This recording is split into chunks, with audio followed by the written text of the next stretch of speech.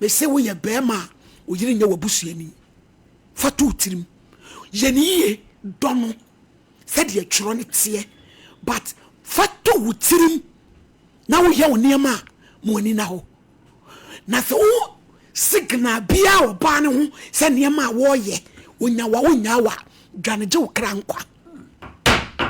osofo onka ntiro te ko jawa de da ye kunkura onka ba wo use box so be kuwa papa ye fa wade enko heaven dwane enen koma ye bedie no ehu etete ma koma ye ba bedie na ehu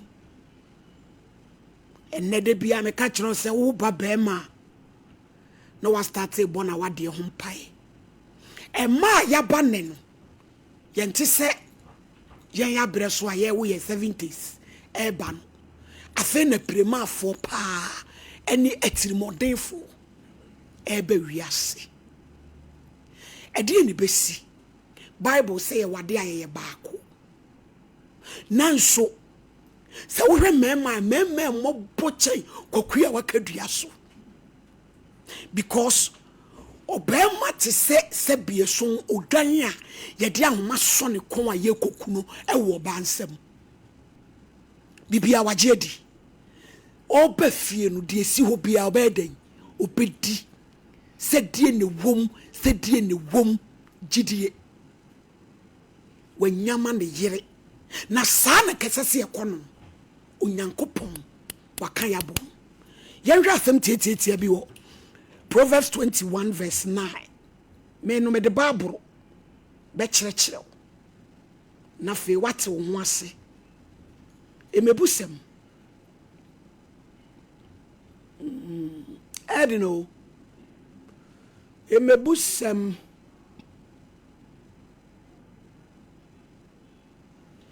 itiradio nu baako yimunkron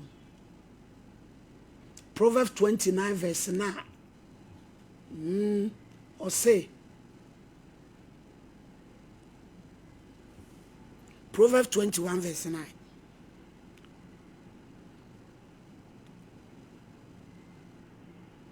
okay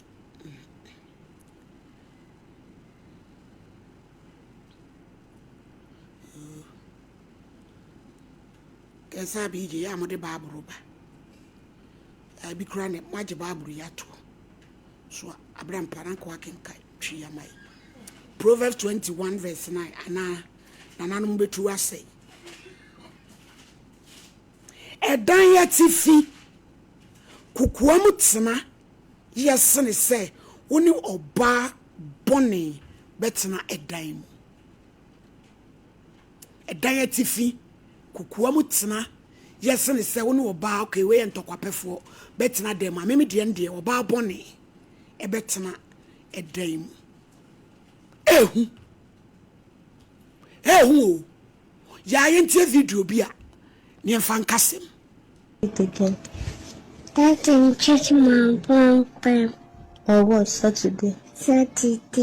When the police arrested Mr. Ozioma Okonkwo on the night of Saturday, October 25, 2025, the allegations against him were so disturbing that the entire community was shocked. A concerned citizen had raised an alarm about a very horrible crime. Mr. Okonkwo was accused of violating his two young daughters and also threatening to end their lives if they ever leaked the secret to anyone. But as the investigation unfolded, the details that emerged was even more shocking than anyone could have imagined. This is the disturbing story of how a mother tried to destroy her husband's life by using her innocent daughters to try and destroy their own father. On the night of Saturday, October 25, 2025, the police received a disturbing report from a concerned citizen. The report was about a terrible crime that was said to have been committed against two innocent children. According to the information the police received, Mr. Ozioma Okonkwo, a native of Imo State residing in Enugu, had allegedly violated his two biological daughters. The allegations were so serious that the police immediately swung into action. Mr. Okonkwo was arrested that same night and taken into custody for questioning. The nature of the accusations against him was the kind that could destroy a man's life forever, even if he was innocent. When Mr. Okonkwo was brought to the police station, he was told about the horrible allegations that had been leveled against him. The officers asked him to write a personal statement explaining what he had done as a standard procedure in such cases, but Mr. Okonkwo's reaction shocked the investigators. Instead of writing a statement, he expressed complete shock and disbelief over the accusations. He could not understand why anyone would accuse him of such a terrible crime against his own daughters. He refused to write any statement without certain conditions being met. Mr. Okonkwo made it clear that he would not say anything unless a standby lawyer was present to protect his rights. He also made something completely unexpected. Your daddy told you about Mama Saturday. Yes. Say it again. That in church, Mom, Pam. Or what? Saturday. Saturday. As investigators dug deeper in Adia ye cheye. Maami bi oni bema wo emayiwa mienu. Eti said the enra ye nua bema edi bi bae. Ena amu ate. Na maami no pese wodi asem tu ni ku ne sunti. Oko chi ne mane se omo nka se ni papa edne sakeka omo bom Saturday oko chi nkola no se mo nka se mo papa de nsa hihye mase Saturday na nkura na eka en wo record ye en wo de ko bo charge se nkola no so mo papa ayo mu sei na ansa na ko bo charge no obeye dede wo brono na wo te so no bebo ne nsem se ni ku no efa ne ma emiese papa intimi mpie Nigeria ye penukrasi na boaku no yade asam ni ko police station police for asem chinchina twan wanyi ntum no ntro ni statement emo so wanyi bibia antum emetro statement because asam na yire no e de to no so no onim ho hwe enna na chese na abrampa yade nkwa no be ko hospital yade nkwa ko ya nkwa ho wese bibiansi afeni be investigation ya maame ne beja atuma be ka no kore se onu no o training nkwa no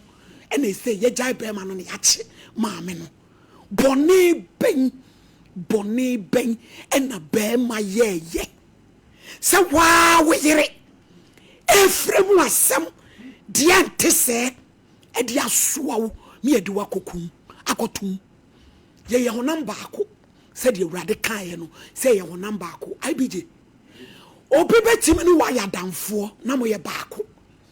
me si asem ya me be kan eye no kura enno no but be ma bi antie obi antumi kan kyerɛw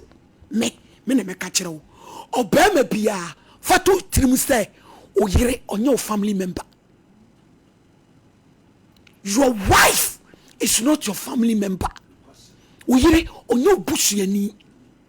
kan no kuremu no Kristo mu no kiya baako ba adwen boni abani petiri mu no emani bia yo ma adwen say baako ye no adamfo mpo yetumi ne ye baako ti wo hu say wo ye outsider e wona brabom eti wo do boni a onwena ho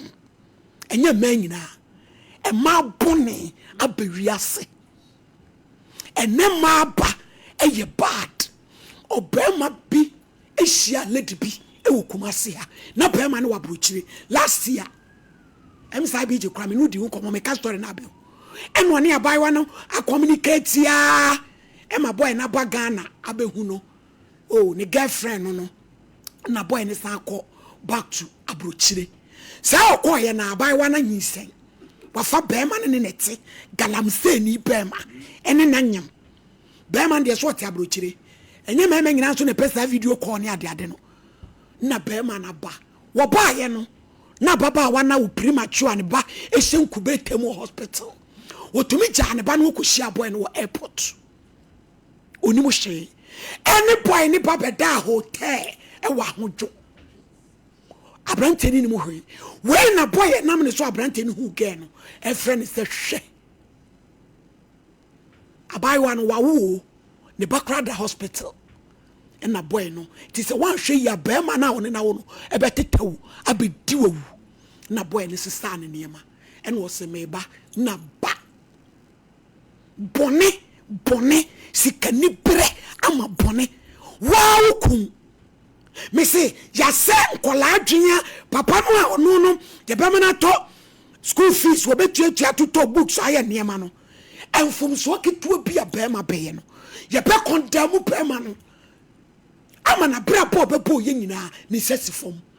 wonye emfa so wɔ ne baba akompo de bia me kasa ibije awade aye ware no eye se uku aware no no wo be hye beyond uku wo be bema no aburo said ye wote now they are to tirim say he is a human oye nipa ti said ye nipa bi afono no ono so betimi afo it is susuma niema nya wonwanwa na fa bone che se wofum a fa che oye nipa even wasofo popu ono kura betimi afo na se wansua sa ade no a ibj ubedi ewu ubedi bone edie ne pema wo yere edi wono ane ma obi pa bema kokase wa ye ose ni emfa nkotum asem wei papa inkobedam ne kwana nyina woni mo hohwe oba no be wane foforo atena se adidi ema bia mo ye dipa bone a mo di bone no mo sesa wate me se wo ye bema o yire nya wabusuani fatu tirim ye ni ye dono said ye tworo ne tie but fatu wutirim na wo ye woniema mo ani na ho na so signal bia oba ne ho se niema wo ye wonya wa dwaneje wo kra nkwa osofo onka nchiro se ko jawa de da ye kunkura onka ba wo use box